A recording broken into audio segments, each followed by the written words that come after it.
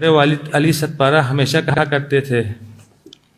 کہ پہاڑوں سے محبت کرنے والے ہی فطرت کی سختیوں کا مقابلہ کر سکتے ہیں، اور جن سے یہ پہاڑ محبت کرتے ہیں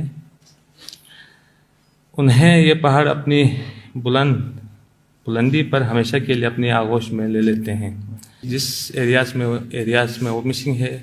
اور ڈیڈ زون کہلاتا ہے K2 کا، اور اس میں ان کی سروائیول کی امید نہ ہونے کی برابر ہے، لہٰذا ان کی تلاش کے لیے مزید لوگوں کی زندگیوں کو خطرے میں نہ ڈالا جائے۔ 5 فروری کو دنیا کی دوسری بلند ترین چوٹی K2 کی مہم جوئی کے دوران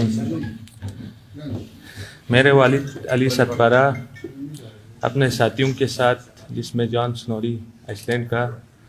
اور JP موہر چیلی کا کلائمبرز موجود تھے، بدقسمتی سے 8200 پر پہنچنے کے بعد میرے کچھ صحت کے مسائل کی وجہ سے مجھے ادھر سے نیچے آنا پڑا،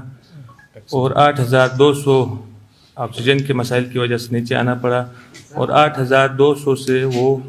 3 بندے اوپر کی طرف روانہ ہوئے۔ وہ بالکل صحت مند تھے، اور مجھے بھی اور انٹرنیشنل جو کلائمبرز کو بھی، جو ایکسپیرینس کلائمبر ہیں ان کو بھی یقین ہے کہ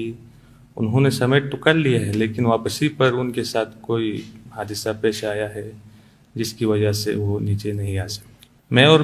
میرا خاندان انتہائی شفیق باپ کی سربراہی اور اس کی موجودگی سے محروم ہوئے،